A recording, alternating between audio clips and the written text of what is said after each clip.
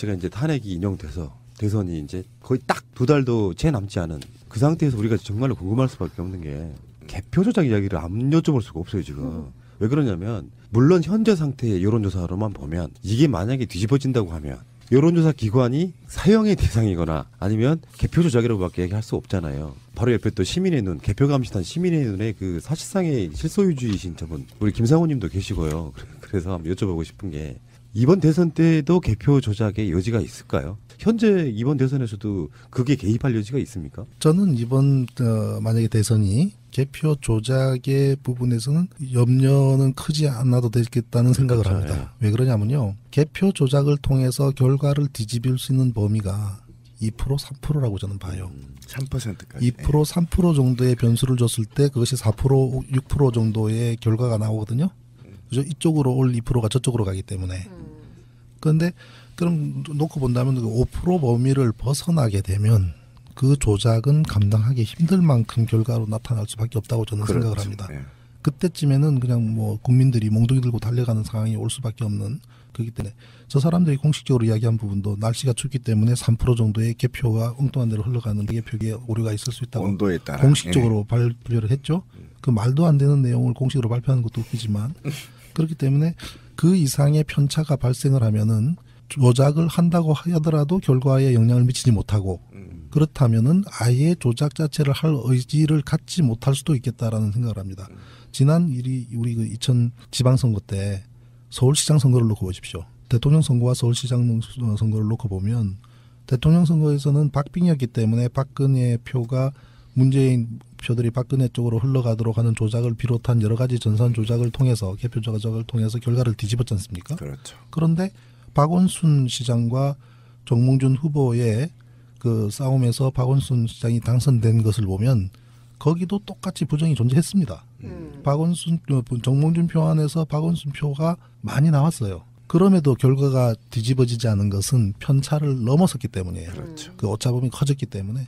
그래서 지금은 특별한 변수가 있지 않는 한 그만큼 편차를 극복할 만큼 그것을 부정선거로 뒤집을 만큼 되지 못할 것이다. 그렇다면 만약에 나중에 정권이 바뀌고 난 다음에 후폭풍을 생각해서라도 그 조작을 해왔던 또 할 수 있는 그 기관들이 몸을 사리게 될 가능성도 충분히 있고 설사 조작을 한다 하더라도 결과에 영향을 미치지 못할 것이다 라고 저는 분석을 합니다. 그러니까 천안함 봐요. 세월호도 그렇지만 사실은 뭔가 해소되지 않은 미심쩍음 18대 대선 때 개표 어떤 과정이거든요. 이것도 사실은 의혹 사건이잖아요. 정치적으로 굉장히 첨예하고 민감한 부분일 수밖에 없는 게 세월호 천안함만큼이나 파괴력이 큰 사건이에요. 사실 알고 보면. 그러니까 그런 방식으로 당선됐다고 우리는 믿고 있기 때문에 박근혜가 국정농단이 사실 가능했다고도 보는 부분이 있거든요. 그렇죠. 국민 표에 대한 소중함이 없는 사람들. 그렇죠. 이것도 진실을 밝혀야 될까요? 이게 밝혀질까요? 저는 그게 궁금해요, 사실. 4월 1일이면 밝혀질 겁니다.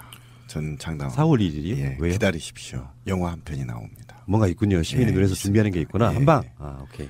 부정선거에 관한 증거가 너무나 명백하기 때문에 조금만 들여다보면은 알 수도 있고 또 그것이 밝혀질 수밖에 없다고 저는 봐요. 그리고 네. 우리가 제도 개선을 할 수밖에 없거든요. 제도 개선을 한다는 것은 그 앞에 제도에서 어떤 문제점이 있는가를 들여다보게 되는 때문에 그 앞번의 선거들을 들여다보는 과정에서 분명하게 드러납니다. 그리고 과거의 선거와 달랐던 부분은 많은 데이터들을 네티즌들이 정보공개 청구 소송을 통해서까지 확보한 상태거든요. 그래서 개표 당일날 방송사가 쥐고 있던 데이터와 그리고 개표 현장에서 발생한 데이터와 그리고 이후에 공식 발표된 데이터 모두의 데이터를 명백하게 갖고 있기 때문에 이에 대해서 특검의 형태가 되든 아니면 국정조사 형태가 되든 그러한 정식 조사만 이루어진다면 밝혀내는 것은 시간 문제입니다. 예, 사실, 그것도 예. 두 개로 좀 나눠야 된다고 생각을 해요. 그러니까 관권 개입 부정선거 부분이 있고 선거 테크닉을 조작하는 파트 두 개를 명확하게 분리해서 좀 해야 된다. 그러니까 이 둘 중에 하나만 했더라도 부정선거거든요. 그러니까 하나는 드러났고요, 이미. 그렇죠. 그 실형을 네. 받았으니까. 하나는 드러났고 하나 부분에 대해서는 이런 부분이 있단 말이에요. 지난 총선 전까지만 해도 이것들도 뭔가 손장난 하겠구나 하고 싶은 위기의식이 있었고요. 그 당시 공교롭게도 뭐 시민의 눈 같은 조직도 등장했고 그래서 선거에 대승하고 민심 위반이 너무나 심했던 거죠. 여론조사는 뭔가 이상하게 흘러갔었고 그런데 최순실 박근혜 게이트가 나고 나면서는 아예 이제 그쪽 부분에 관심이 사람들이 사라져버린 거거든요. 이게 지금 가능하겠어? 설사 있었다 치더라도 그 분위기가 분명히 있어요. 근데 만약에 이런 것들이 수개표 같은 걸 하지 않고 전자개표기를 계속해서 하게 된다고 하면 어떤 방식으로든지 나중에 또 같은 스킬이 등장할 수도 있다고 저는 보는 것이고 국민의 민의를 바꿔서 대통령이 바뀐 상태라고 한다면 이것은 분명히 반드시 진실을 추적해서 국민들에게 그걸 드러내야죠. 그리고 당선자가 조작에 의해서 내가 당선됐구나 알면 아까 우리 권 PD가 얘기한 민의를 받을 이유가 없죠. 나는 나를 만들어준 그들을 위해서 일하면 되는 거니까요. 현역 국회의원들이 이 문제를 적극적으로 들여다보기 시작했지 않습니까? 그렇죠. 송영길 의원 같은 경우도 수개표를 그 정도 접근했다고 하는 것 자체가 수개표가 전자개표기를 없애고 수개표로 바뀌게 될 가능성이 굉장히 높다고 저는 봅니다. 현역 국회의원이 그 문제점을 인식을 했기 때문에. 지금 대세론 후보의 선대본부장이에요. 그걸 인식시키는데 5년 걸린 거라고 보시면 되죠. 그렇죠. 자, 사실 그 수개표를 들여다보면 너무나 간단한 문제인데 말이죠. 그러니까. 너무나 간단한 문제 아닙니까? 13,400개 투표구에서 3천만 명이 투표한 거 아닙니까? 그러면 한 투표구당 2,200표예요. 네. 많아야 3,000표죠. 2,200표, 많아야 3,000표인데 네. 3,000표를 10명이 나누면 1인당 300만 원 돈 세는 거나 마찬가지인데 네. 시간이 몇 분 걸리겠습니까? 그러네 진짜. 권력은 가진 자들의 비리를 파헤치기 위한 그들을 깨는데 걸리는 시간이 정말 역사적으로 지금 세 가지 사건에 걸려 있는 거예요. 우리 대표님은. 어쨌든 탄핵 이후에 수습 전국에 들어가서 대선 중심인 거잖아요. 4월 1일 날 개봉될 A라는 다큐를 보시면 감시자들이죠. 네, 아마 뒤집어져 버릴 겁니다. 네. 세상이 완전히 거기도 저도 인터뷰했습니다. 예. 아, 그러셨구나. 정말 충격적인 지금 제가 말을 드릴 수가 없는데요. 정말 아까 신상철 대표님이 말했던 2에서 3%가 어떻게 조작되는지를 과학적이고 굉장히 그러면 스포일러 하나만 해주세요. 해킹이 가능합니까? 100% 가능합니다. 어허. 그것도 됐어요. 30초도 안 걸립니다. 여기까지. 그러니까 뭔가 미심쩍었다니까요. 그 노트북에 와이파이 수신 장치 같은 거는 빼고 했어야지 이 사람들이 무슨. 근데 저도 이제 네. 한때는 어렸을 때는 그 프로그램 좀 만졌던 친구인데, 그러니까 그 프로그램을 보안 장치가 없다는 게 더 큰 문제입니다. 예. 이렇게 전문가들은 알 겁니다. 이 프로그램 소스를 건드릴 수 없도록 제3의 코드, 비밀 코드를 넣어야 되는데 그 코드가 없어요. 그러니까 초등학생 수준으로도 이 소스 파일을 건드릴 수 있다라는 게 굉장히 중요한 사건. 제가 이 팟캐스트를 이제 4년째 이렇게 끌어가고 있는데요. 대표적으로 욕을 많이 먹었던 게 뭐냐면은 기존에 있던 기득권에 안주했던 야당 지지자들이 있어요. 이분들은 천안함 이걸 안 믿어요. 그들이 얼만큼 조작할 수 있고 사건을 왜곡시킬 수 있고 덮을 수 있는지를 몰라요. 언론으로서 가치 없는 사람이라는 뉘앙스로 이야기를 많이 했던 기억이 나서 만약에 그중에 하나라도 진실이 제대로 드러나면요. 그분을 제가 고소해버릴 생각입니다. 고소전에 짱돌 한번 치세요. 예. 그러니까 자기 수준에 생각하면 설마 그런 일이 있겠어 하는 그 마인드가 오히려 진실에 방해가 되는 부분이 있더라고요. 그런데 제가 이제 화가 난 건 뭐냐면 선관위는요 국민들한테 사실 이런 사건이 의혹이 제기되기 전에 신뢰도가 굉장히 높은 기관이고요. 좀 준엄한 기관으로 인식됐어요. 설마 선관위가. 그런데 우리가 이제 문제로 나타나고 있는 부분들이 사람들이 상식적으로 인식하는 범위를 넘어서 버리면요. 그렇죠. 안 믿는 경향이 있어요. 그렇죠. 설마. 왜냐하면 그거를 인정하기에는 자신이 상식도 없는 사람이 돼버린 게 싫은 거거든요. 그렇죠. 그러니까 상식을 뛰어넘는 몰상식을 차원을 넘어서는 막가파식으로 해버리면은 그게 더 먹혀버리는 현상이 나타나는 건데요. 말하자면 이런 겁니다.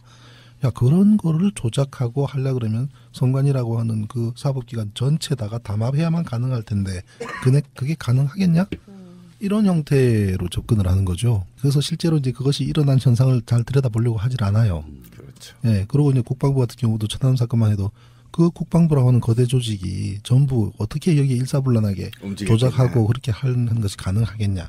이런 논리로 이제 접근하게 되면 더 이상 설명이 불필요한 부분이죠. 세월호도 마찬가지입니다. 그렇죠. 어떻게 그 많은 사람들이 네. 일사불란하게 움직일 거냐. 이런 이제 딜레마에 빠져버리게 된 거죠.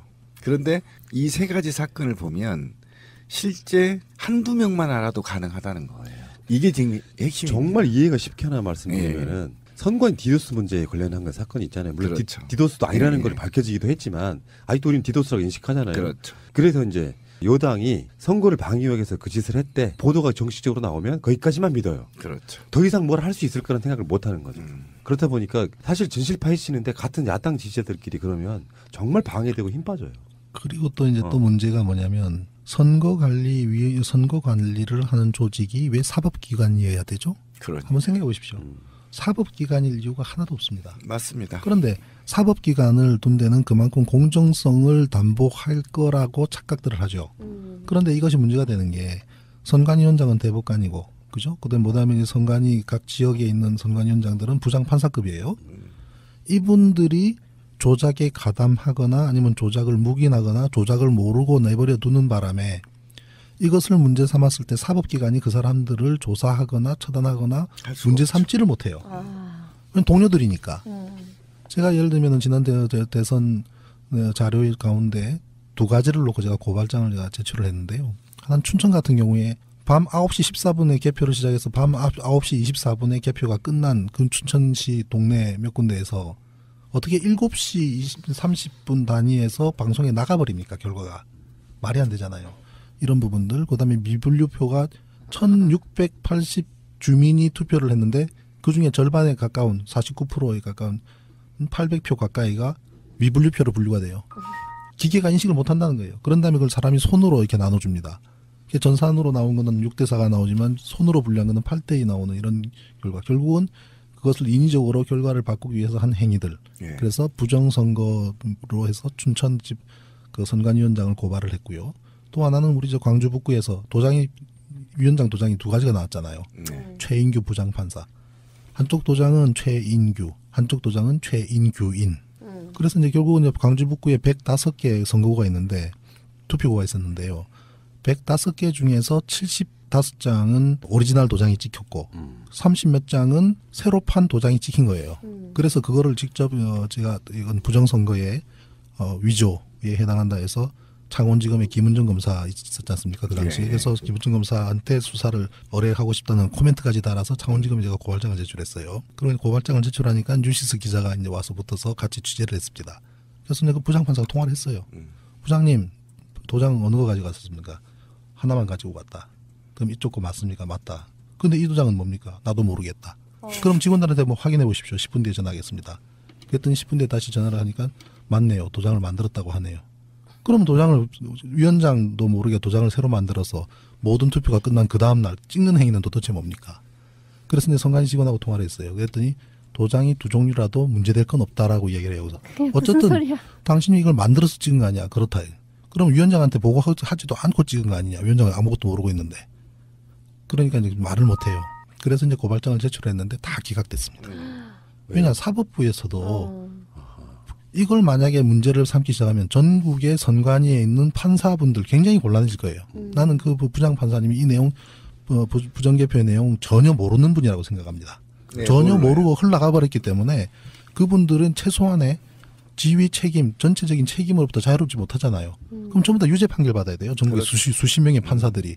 이거를 검찰이 못하는 겁니다. 이게 굉장히 중요한 게요. 그럼요. 선관위 조직은 가장 엄중한데 사실은 판사들이라고 하는 그 조직의 상부의 통제를 거의 받지 않은 상태, 평상시 때는. 그렇죠. 그러니까 굉장히 방만하고 그런 상태에다가 선거 때만 주로 그분들을 오셔가지고 결제해주고 가는 그런 방식이잖아요. 그러니까 선거관리위원회가 별도로 있을 필요는 없다고 네. 보는 게 만약에 수개표를 하면 투표한 곳에서 문구를 잠그고 그 자리에서 바로 까면 되는 거잖아요. 그렇죠. 동사무소에서 명단만 만들면 돼요. 그렇잖아요. 그리고 내가 투표하는 용지에 시리얼 넘버가 붙어 있어서 어떤 국민이든 내가 결과가 지금 그대로 잘 보존되는지 보고 싶다라고 소송을 했을 때에 보여줄 수 있는 메커니즘. 지금은 1년 번호가 없잖아요. 예. 선거 끝나고 교체해버리면 알 방법이 없지 않습니까? 이러한 몇 가지 시스템만 갖추게 되면 동사무소에서 선거 있을 때 관리하는 것으로 충분합니다. 그 맞습니다. 시리얼 넘버 같은 거는 원래 있던 걸 없앤 거거든. 법을 개정해가지고. 그건 그러니까 결국 퇴보하고 있는 거야 선거 시스템이. 부정을 하도록 방조한 결과가 돼버렸죠. 그러니까 도장이 의도적으로 그게 만들었어. 얼마나 중요하냐면 이번 경우는 명확하게 이름과 인이 들어있어서 구분이 되잖아요.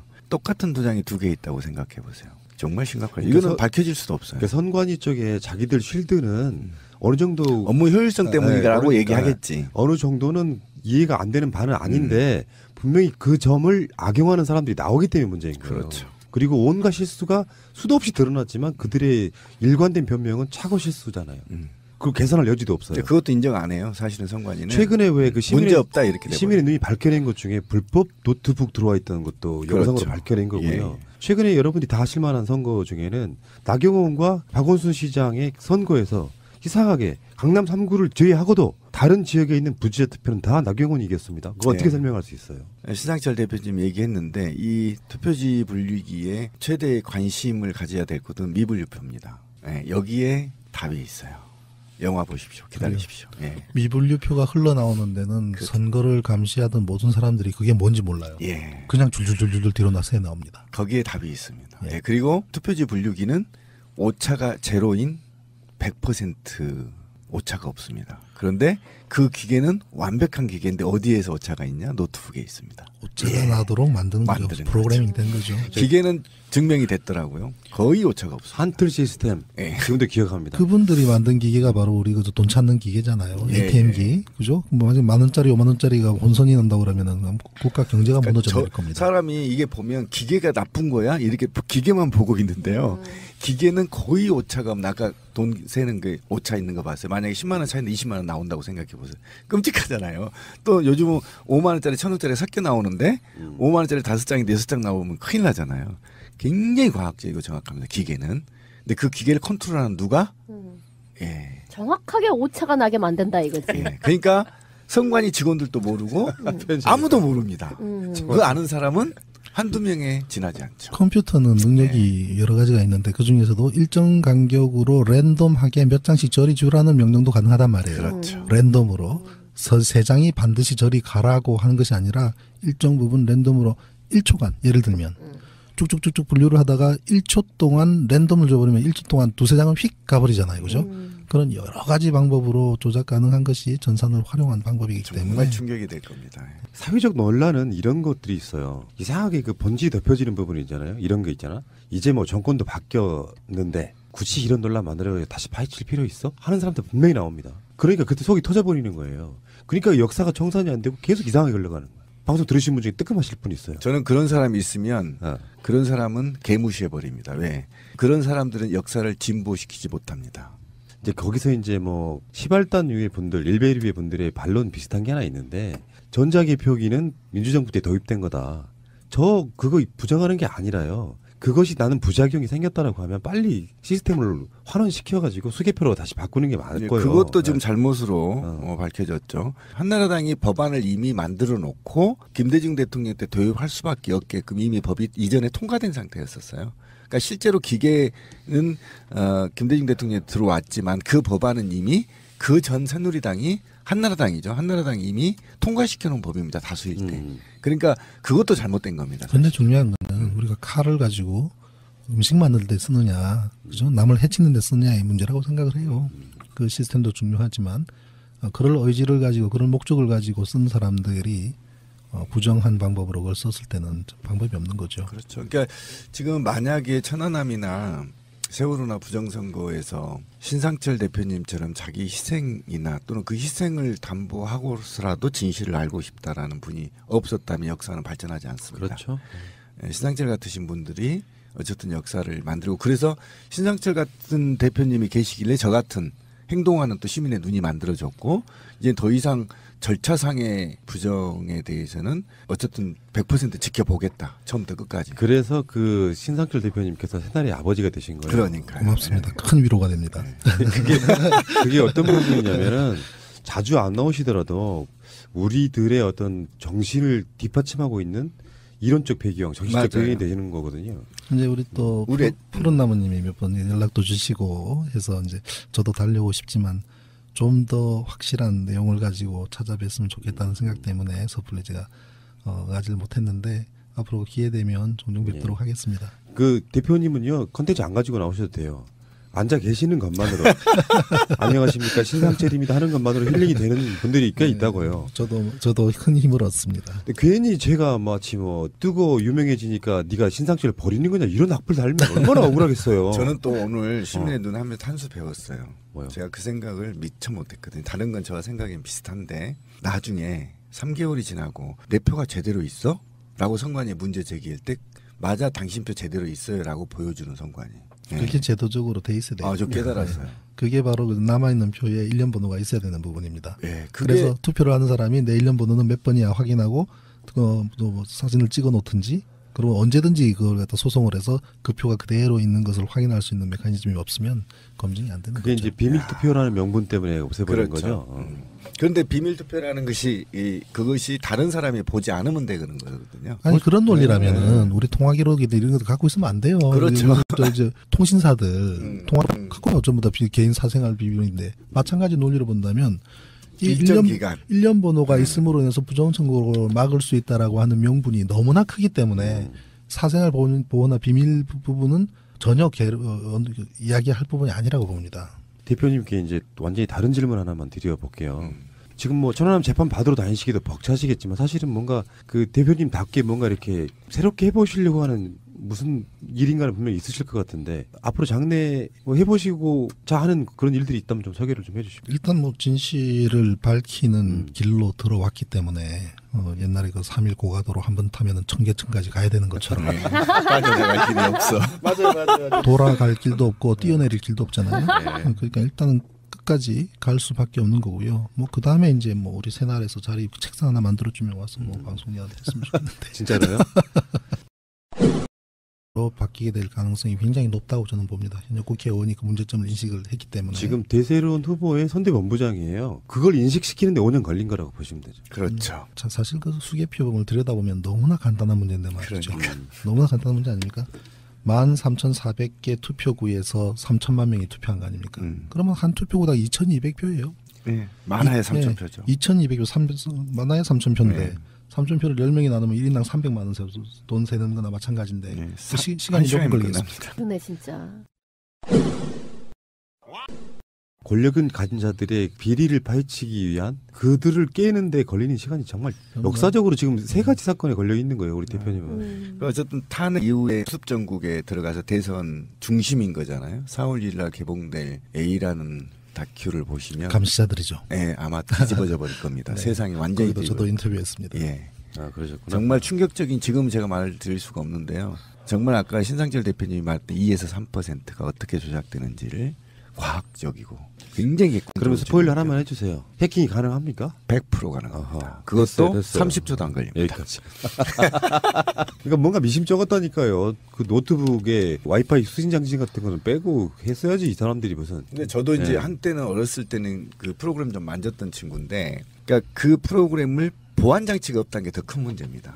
예. 이렇게 전문가들은 알 겁니다. 이 프로그램 소스를 건드릴 수 없도록 제3의 코드, 비밀 코드를 넣어야 되는데 그 코드가 없어요. 그러니까 초등학생 수준으로도 이 소스 파일을 건드릴 수 있다라는 게 굉장히 중요한 사건. 제가 이 팟캐스트를 이제 4년째 이렇게 끌어가고 있는데요. 대표적으로 욕을 많이 먹었던 게 뭐냐면은 기존에 있던 기득권에 안주했던 야당 지지자들이 있어요. 이분들은 천안함 이걸 안 믿어요. 그들이 얼만큼 조작할 수 있고 사건을 왜곡시킬 수 있고 제가 이제 탄핵이 인용돼서 대선이 이제 거의 딱 2달도 채 남지 않은 그 상태에서 우리가 정말로 궁금할 수밖에 없는 게 개표 조작 이야기를 안 여쭤볼 수가 없어요 지금. 왜 그러냐면 물론 현재 상태의 여론조사로만 보면 이게 만약에 뒤집어진다고 하면 여론조사 기관이 사형의 대상이거나 아니면 개표 조작이라고밖에 얘기할 수 없잖아요. 바로 옆에 또 시민의 눈, 개표감시단 시민의 눈에 그 사실상의 실소유주의신 저분 우리 김상호님도 계시고요. 그래서 한번 여쭤보고 싶은 게 이번 대선 때도 개표 조작의 여지가 있을까요? 현재 이번 대선에서도 그게 개입할 여지가 있습니까? 저는 이번 만약에 대선이 개표 조작의 부분에서는 염려는 크지 않아도 되겠다는 생각을 그렇죠, 합니다. 왜 그러냐면요. 개표 조작을 통해서 결과를 뒤집을 수 있는 범위가 2% 3%라고 저는 봐요. 3%까지. 2% 3% 정도의 변수를 줬을 때 그것이 4% 6% 정도의 결과가 나오거든요. 그죠? 이쪽으로 올 2%가 저쪽으로 가기 때문에. 그런데 그럼 놓고 본다면 5% 범위를 벗어나게 되면 그 조작은 감당하기 힘들 만큼 결과로 나타날 수밖에 없다고 저는 그렇죠. 생각을 합니다. 네. 그때쯤에는 그냥 뭐 국민들이 몽둥이 들고 달려가는 상황이 올 수밖에 없는 그렇기 때문에 저 사람들이 공식적으로 이야기한 부분도 날씨가 춥기 때문에 3% 정도의 개표가 엉뚱한 데로 흘러가는 개표기에 오류가 있을 수 있다고 온도에 따라 공식적으로 발표를 했죠. 그 말도 안 되는 내용을 공식으로 발표하는 것도 웃기지만 그렇기 때문에 그 이상의 편차가 발생을 하면은 조작을 한다고 하더라도 결과에 영향을 미치지 못하고 그렇다면은 아예 조작 자체를 할 의지를 갖지 못할 수도 있겠다라는 생각을 합니다. 지난 우리 그 2000 지방선거 때 서울시장 선거를 놓고 보십시오. 대통령 선거와 서울시장 선거를 놓고 보면 대통령 선거에서는 박빙이었기 때문에 박근혜 표가 문재인 표들이 박근혜 쪽으로 흘러가도록 하는 조작을 비롯한 여러 가지 전산 조작을 통해 덮을 수 있는지를 몰라요. 언론으로서 가치 없는 사람이라는 뉘앙스로 이야기를 많이 했던 기억이 나서 만약에 그중에 하나라도 진실이 제대로 드러나면요. 그분을 제가 고소해버릴 생각입니다. 고소전에 짱돌 한번 치세요. 예. 그러니까 자기 수준에 생각하면 설마 그런 일이 있겠어 하는 그 마인드가 오히려 진실에 방해가 되는 부분이 있더라고요.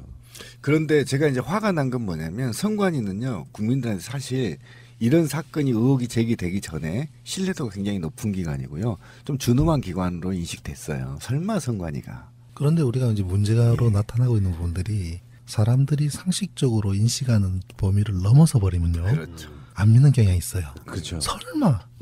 왜냐하면 그거를 인정하기에는 자신이 상식도 없는 사람이 돼버린 게 싫은 거거든요. 그렇죠. 그러니까 상식을 뛰어넘는 몰상식의 차원을 넘어서는 막가파식으로 해버리면은 그게 더 먹혀버리는 현상이 나타나는 건데요. 말하자면 이런 겁니다. 야, 그런 거를 조작하고 하려 그러면 선관위라고 하는 그 사법기관 전체다가 담합해야만 가능할 텐데 그게 가능하겠냐? 이런 형태로 접근을 하는 거죠. 그래서 실제로 이제 그것이 일어난 현상을 잘 들여다보려고 하질 않아요. 그렇죠. 예, 그리고 이제 국방부 같은 경우도 천안함 사건만 해도 그 국방부라고 하는 거대 조직이 전부 어떻게 여기 일사불란하게 조작하고 그렇게 하는 것이 가능하겠냐. 이런 논리로 이제 접근하게 되면 더 이상 설명이 불필요한 부분이죠. 세월호도 마찬가지입니다. 그렇죠. 어떻게 그 많은 사람들이 네. 일사불란하게 움직일 거냐. 이런 이제 딜레마에 빠져버리게 된 거죠. 그런데 이 세 가지 사건을 보면 실제 한두 명만 알아도 가능하다는 거예요. 이게 지금 핵심입니다. 정말 이해가 쉽게 하나 말씀드리면은 선관 디도스 문제에 관련한 건 사건이 있잖아요. 물론 그렇죠. 디도스도 아니라는 예. 걸 밝혀지기도 했지만 아직도 우리는 디도스라고 인식하잖아요. 그렇죠. 그래서 이제 여당이 선거를 방해하기 위해서 그 짓을 했대. 보도가 정식적으로 나오면 거기까지만 믿어요. 그렇죠. 더 이상 뭘 할 수 있을 거라는 생각을 못 하는 거죠. 그렇다 보니까 사실 진실 파헤치는데 그래서 개표 조작을 통해서 결과를 뒤집었지 않습니까? 그렇죠. 그런데 박원순 시장과 정몽준 후보의 그 싸움에서 박원순 시장이 당선된 것을 보면 거기도 똑같이 부정이 존재했습니다. 정몽준 표 안에서 박원순 표가 많이 나왔어요. 그럼에도 결과가 뒤집어지지 않은 것은 편차를 넘어섰기 때문이에요. 그렇죠. 그 오차범위 커졌기 때문에. 그래서 지금은 특별한 변수가 있지 않는 한 그만큼 편차를 극복할 만큼 그것을 부정선거로 뒤집을 만큼 되지 못할 것이다. 그렇다면 만약에 나중에 정권이 바뀌고 난 다음에 후폭풍을 생각해서라도 그 조작을 해왔던 또 할 수 있는 그 기관들이 몸을 사리게 될 가능성도 충분히 있고 설사 조작을 한다 하더라도 결과에 영향을 미치지 못할 것이다라고 저는 분석을 합니다. 그러니까 천안함 봐요. 세월호도 그렇지만 사실은 뭔가 해소되지 않은 미심쩍음 18대 대선 때 개표 어떤 과정이거든요. 이것도 사실은 의혹 사건이잖아요. 정치적으로 굉장히 첨예하고 민감한 부분일 수밖에 없는 게 세월호 천안함만큼이나 파괴력이 큰 사건이에요. 사실 알고 보면. 그러니까 그런 방식으로 당선됐다고 우리는 믿고 있기 때문에 박근혜가 국정농단이 사실 가능했다고도 보는 부분이 있거든요. 그렇죠. 국민 표에 대한 소중함이 없는 사람들. 그렇죠. 이것도 진실을 밝혀야 될까요? 이게 밝혀질까요? 저는 그게 궁금해요. 사실. 4월 1일이면 밝혀질 겁니다. 전 장담. 4월 1일이요? 예, 왜요? 기다리십시오. 영화 한 편이 나옵니다. 뭔가 있군요. 시민의 예, 눈에서 있습니다. 준비하는 게 있구나. 예, 한방. 예. 아, 오케이. 부정선거에 관한 증거가 너무나 명백하기 때문에 조금만 들여다보면은 알 수도 있고 또 그것이 밝혀질 수밖에 없다고 저는 봐요. 그리고 네. 우리가 제도 개선을 할 수밖에 없거든요. 제도 개선을 한다는 것은 그 앞에 제도에서 어떤 문제점이 있는가를 들여다보게 되는 때문에 그 앞번의 선거들을 들여다보는 과정에서 분명하게 드러납니다. 그리고 과거의 선거와 달랐던 부분은 많은 데이터들을 네티즌들이 정보공개 청구 소송을 통해서까지 확보한 상태거든요. 그래서 개표 당일날 방송사가 쥐고 있던 데이터와 그리고 개표 현장에서 발생한 데이터와 그리고 이후에 공식 발표된 데이터 모두의 데이터를 명백하게 갖고 있기 때문에 이에 대해서 특검의 형태가 되든 아니면 국정조사 형태가 되든 그러한 정식 조사만 이루어진다면 밝혀내는 것은 시간 문제입니다. 예, 사실, 그것도 예. 두 개로 좀 나눠야 된다고 생각해요. 그러니까 관권 개입 부정선거 부분이 있고 선거 테크닉을 조작하는 파트 두 개를 명확하게 분리해서 좀 해야 된다. 그러니까 이 둘 중에 하나만 했더라도 부정선거거든요. 그러니까 하나는 드러났고요, 이미. 그렇죠. 그 실형을 네. 받았으니까. 하나는 드러났고 하나 부분에 대해서는 이런 부분이 있단 말이에요. 지난 총선 전까지만 해도 이것들도 뭔가 손장난 하겠구나 하고 싶은 위기의식이 있었고요. 그 당시 공교롭게도 뭐 시민의 눈 같은 조직도 등장했고 그래서 선거에 대승하고 민심 위반이 너무나 심했던 거죠. 여론조사는 뭔가 이상하게 흘러갔었고 그런데 최순실 박근혜 게이트가 나고 나면서는 아예 이제 그쪽 부분에 관심이 사람들이 사라져버린 거거든요. 이게 지금 가능하겠어? 설사 있었다 치더라도 그 분위기가 분명히 있어요. 근데 만약에 이런 것들이 수개표 같은 걸 하지 않고 전자개표기를 계속해서 하게 된다고 하면 어떤 방식으로든지 나중에 또 같은 스킬이 등장할 수도 있다고 저는 보는 것이고 국민의 민의를 바꿔서 대통령이 바뀐 상태라고 한다면 이것은 분명히 반드시 진실을 추적해서 국민들에게 그걸 드러내야죠. 그리고 당선자가 조작에 의해서 내가 당선됐구나 알면 아까 우리 권 PD가 얘기한 민의를 받을 이유가 없죠. 나는 나를 만들어준 그들을 위해서 일하면 되는 거니까요. 현역 국회의원들이 이 문제를 적극적으로 들여다보기 시작했지 않습니까? 그렇죠. 송영길 의원 같은 경우도 수개표를 그 정도 접근했다고 하는 것 자체가 수개표가 전자개표기를 없애고 수개표